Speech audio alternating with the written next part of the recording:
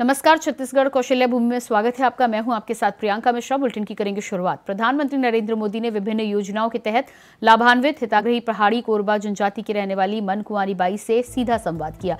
तो वहीं प्रधानमंत्री नरेंद्र मोदी ने मन कुंवारी बाई से पूछा कि उन्हें सरकार की किन किन योजनाओं का लाभ मिला है। इसके जवाब में मन कुंवारी ने बताया कि प्रधानमंत्री आवास योजना के तहत निर्मित पक्के मकान में रहते हैं। पहले बिजली ना होने की वजह से बहुत दिक्कत होती थी, अब नहीं होती है। वहीं प्रधानमंत्री मोदी को मन कुंवारी ने बताया कि उनके परिवार में 5 लोग हैं। पहले जंगल जाकर सूखी लकड़ी इकट्ठा करना पड़ता था, उन्हें जलाकर खाना बना पाते थे। इस पूरे क्रम में बहुत समय जाता था, लेकिन आज उज्ज्वला योजना के तहत मिले गैस सिलेंडर से खाना कम समय में आसानी से बन जाता है। बता दें कि मन कुंवारी ने प्रधानमंत्री नरेंद्र मोदी को इन योजनाओं के लिए धन्यवाद भी दिया, जिसे स्वीकार करते हुए प्रधानमंत्री ने कहा कि आपके धन्यवाद के लिए मैं आपको धन्यवाद देता हूं कि आपने न केवल इन योजनाओं का लाभ लिया बल्कि दूसरे हिताग्रहियों को भी योजनाओं का लाभ दिलाया।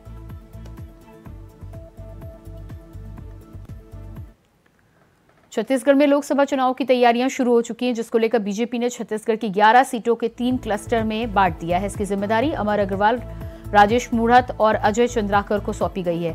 बता दें कि फरवरी के दूसरे सप्ताह में प्रत्याशियों के नाम जारी हो सकते हैं।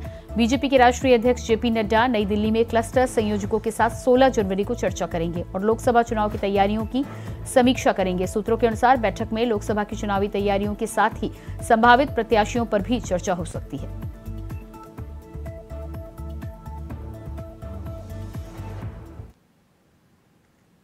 केंद्रीय मंत्री गजेंद्र सिंह शेखावत ने पीएम जनमन योजना के अंतर्गत विशेष पिछड़ी जनजाति कमार बसाहट को जोड़ने के लिए महासमुंद विकास खंड के ग्राम झालखमरिया में आज 12 सड़कों का भूमि पूजन किया। इस अवसर पर प्रदेश के उप मुख्यमंत्री अरुण साव, सांसद चुनीलाल साहू, विधायक योगेश्वर साहू सिन्हा और कलेक्टर प्रभात मलिक मौजूद रहे। साथ ही आपको बता दें कि बनने वाले सड़कों की लागत 9,64,20,000 रुपए है।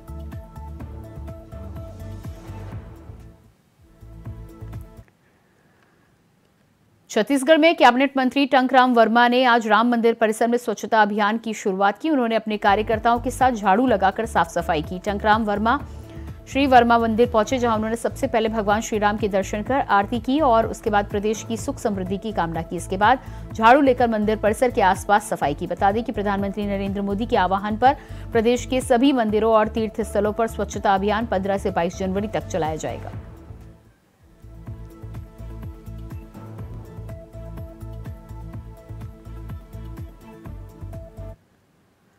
अयोध्या में 22 जनवरी को राम मंदिर प्राण प्रतिष्ठा का कार्यक्रम है। प्राण प्रतिष्ठा को लेकर देश भर में उत्साह का माहौल है। प्राण प्रतिष्ठा आयोजन को लेकर पूरे देश में संघ, संगठन, समाज और सरकार तैयारी कर रहे हैं। प्रधानमंत्री के आह्वान से जगदलपुर नगर के दलपत सागर चौक स्थित राम जानकी मंदिर में बीजेपी नगर मंडल ने स्वच्छता अभियान की शुरुआत की है। नगर मंडल में मंदिर की स्वच्छता के लिए बीजेपी कार्यकर्ताओं के साथ ही नगर समाज सेवियों से भी आह्वान किया है।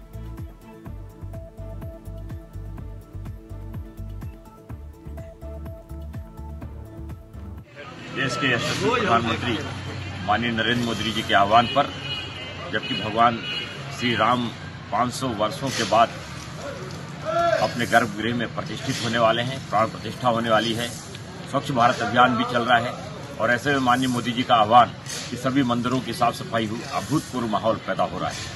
उसी तारतम्य में जगदलपुर में भी मंदिरों में साफ सफाई हो रही है। भारतीय जनता पार्टी के कार्यकर्ता आज राम जानकी मंदिर में आकर श्रमदान कर रहे हैं, सफाई कर रहे हैं। एक अभूतपूर्व वातावरण का निर्माण सभी तरफ हो रहा है, सभी के प्रयास से हो रहा है।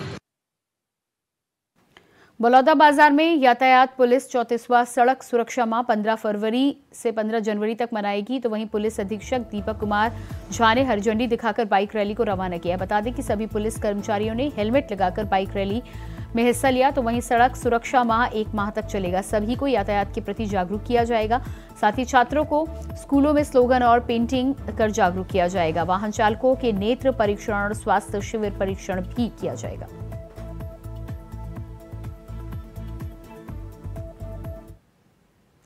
खबर सूरजपुर से है, जहां पुलिस सड़क सुरक्षा पखवाड़ा मना रही है, जिसके लिए डीएम रोहित व्यास ने पुलिस अधीक्षक कार्यालय से सड़क सुरक्षा रथ को हरी झंडी दिखाकर रवाना किया। अतिरिक्त पुलिस अधीक्षक शोभराज अग्रवाल ने बताया कि यह पखवाड़ा पूरे 1 महीने के लिए चलेगा, जिसमें ब्लैक स्पॉट पर रेडियम पट्टी और स्ट्रिप लाइट लगाने के साथ ही साथ आसपास के लोगों को सड़क दुर्घटना के समय घायलों की जीवन रक्षा करने के लिए क्या करना चाहिए, इसकी जानकारी दी जाएगी। वहीं उन्होंने लोगों से बातचीत कर नियमों का पालन करने के साथ हेलमेट लगाने और शराब पीकर गाड़ी न चलाने की अपील भी की। जिला सूरजपुर में पुलिस तथा प्रशासन के द्वारा यातायात सुरक्षा माह का शुभारंभ किया गया है। इस अवसर पर यातायात जागरूकता रथ और बाइक रैली के द्वारा जागरूकता फैलाने का प्रयास किया जा रहा है कि सभी के द्वारा यातायात नियमों का पालन करें, हेलमेट लगाएं, शराब पीकर गाड़ी ना चलाएं।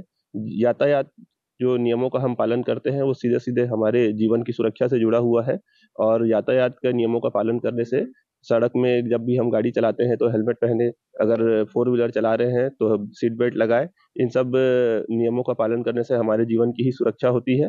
अतः इन सब नियमों का पालन करना है और इस 1 महीने में हमारे द्वारा अलग अलग स्कूल में, चौक चौराहों में जागरूकता कार्यक्रम करके, नुक्कड़ नाटक करके इन सब यातायात नियमों के जागरूकता फैलाने का आयोजन है। धमतरी में लूटपाट करने वाले 3 आरोपियों को पुलिस ने गिरफ्तार किया है। बता दें कि दुगली के ग्राम तालापारा पुलिया के पास में शाम को अपनी मोटरसाइकिल से नगरी स्कूल से काम करके एक युवक अपने घर जा रहा था। तभी 3 आरोपियों ने उस युवक को इशारा देकर रुकने को बोला। युवक के साथ मारपीट की, जिससे युवक अपनी मोटरसाइकिल सहित जमीन पर जा गिरा। तभी युवक की जेब से 4000 रुपए और एक फोन लेकर भाग निकले, जिसके बाद पीड़ित युवक ने थाने में जाकर रिपोर्ट दर्ज कराई। तो वहीं पुलिस ने मामले को संज्ञान में लेकर जांच पड़ताल की और तीनों आरोपियों को गिरफ्तार कर लिया।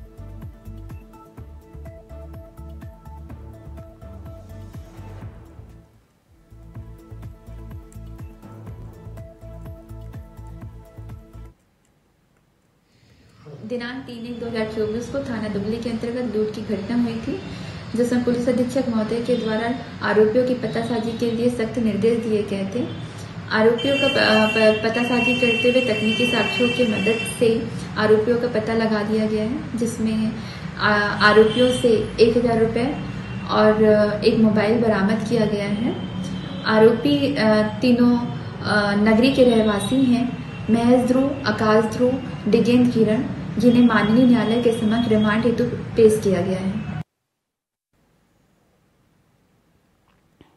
सूरजपुर में जमीन फर्जीवाड़ा के मामला सामने आया है। बता दें, इस बार फिल्मी अंदाज में फर्जीवाड़े का एक मामला सामने आया है, जिसने सबको चौंका कर रख दिया। जिसमें आरोपियों ने एक मरे हुए आदमी को कागजों पर पहले जिंदा किया और फिर उसके नाम से फर्जी वसीयत तैयार कर उसकी प्रॉपर्टी को बेच दिया। उसके बाद फिर से उस आदमी का फर्जी मृत्यु प्रमाण पत्र बनाकर मार डाला। बता दें कि ग्राम डुमरिया के सरपंच व सचिव सहित 7 लोगों के ऊपर मृतक शिवा के भतीजे सुखिरन दास ने फर्जीवाड़े का आरोप लगाते हुए 9 जून को पुलिस अधीक्षक को शिकायत की थी। तो वहीं मामले की गंभीरता को देखते हुए पुलिस अधीक्षक आई कल्याण एलिसेला ने टीम का गठन करते हुए मामले की तहकीकात करने के निर्देश जारी किए। वहीं पुलिस ने इस मामले में सरपंच, सचिव सहित एक आरोपी को गिरफ्तार कर न्यायिक हिरासत में भेज दिया है, लेकिन अभी भी 4 आरोपी पुलिस की गिरफ्त से बाहर हैं, जिनकी पुलिस को तलाश है।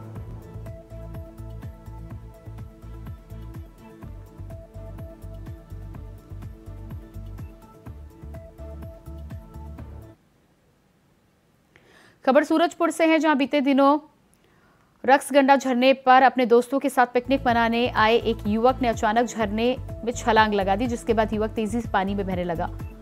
मौके पर मौजूद होमगार्ड ने नगर सेना के जवानों ने अपनी सूझबूझ दिखाते हुए युवक की जान बचाई।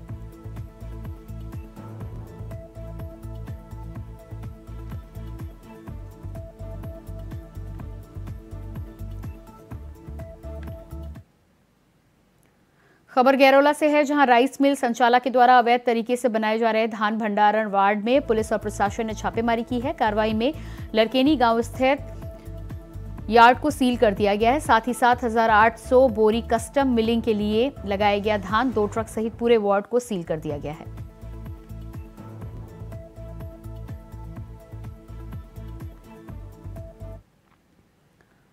खबर जगदलपुर से है, जहां हनुमान मंदिर में चोरी करने वाले आरोपियों को पुलिस ने गिरफ्तार कर लिया है। आपको बता दें कि 13 दिसंबर को चोरों ने हनुमान मंदिर में चोरी की घटना को अंजाम दिया था, जिसमें चोरों ने मंदिर में रखे सामान, दान पेटी, नकदी रकम को चोरी किया था, जिससे पुलिस ने खुलासा करते हुए 3 आरोपियों को गिरफ्तार किया है। चोरों के पास से पूजा की सामग्री, बर्तन, दान पेटी, नकदी रकम बरामद हुई है।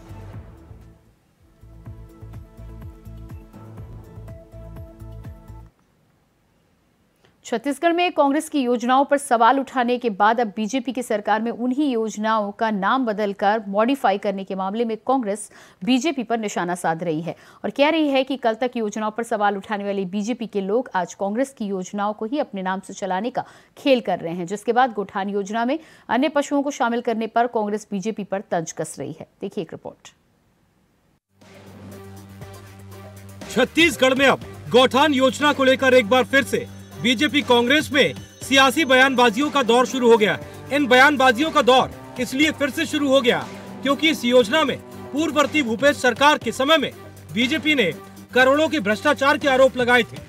लेकिन छत्तीसगढ़ दौरे पर आई केंद्रीय ग्रामीण विकास एवं पंचायती राज मंत्री गिरिराज सिंह ने इस योजना का कायाकल्प कर इसे मॉडल गौठान योजना के रूप में चलाने की बात कही है।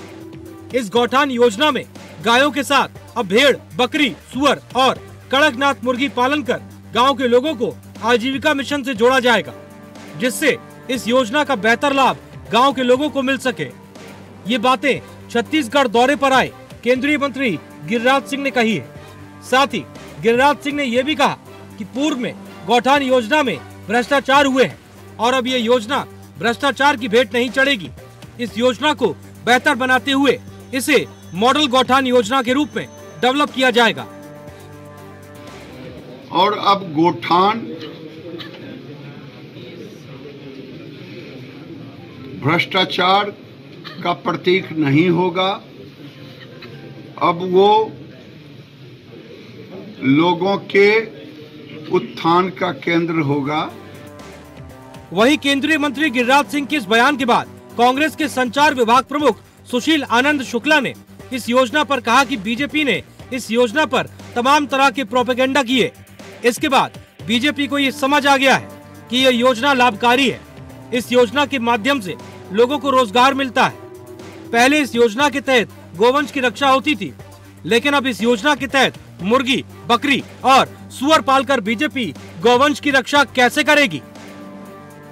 गौठानों के बारे में तमाम तरीके का प्रोपोगंडा करने के बाद, गौठान योजना को बदनाम करने के बाद अंततः भारतीय जनता पार्टी को समझ आ गया कि यह योजना लाभकारी है।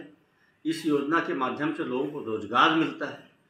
यह अलग बात है कि भारतीय जनता पार्टी यहाँ पे गोवंश की सेवा करने के बजाय बकरी पालेगी, सुअर पालन करेगी, मुर्गी पालन करेगी, कुक्कुट पालन करेगी। भारतीय जनता पार्टी खुद को गोवंश का संरक्षक बताती है। अभी तक तो गौठानों के माध्यम से गोवंश की रक्षा की जाती थी, गायों की सुरक्षा की जाती थी। अब ये इसमें गोवंश की सुरक्षा करने के बजाय वहाँ सुअर पालेंगे। यह भारतीय जनता पार्टी का असली चरित्र है। वहीं छत्तीसगढ़ में बीजेपी ने सरकार बनाने के बाद ये पहले ही कहा था कि ऐसी योजनाओं को बंद किया जाएगा जिसमें कांग्रेस ने भ्रष्टाचार किया है। लेकिन अब इस योजना को दोबारा शुरू करने पर कांग्रेस बीजेपी पर तंज कस रही है। अब देखना यह होगा कि बीजेपी इस योजना का बेहतर क्रियान्वयन कैसे करेगी। Bureau report, India voice.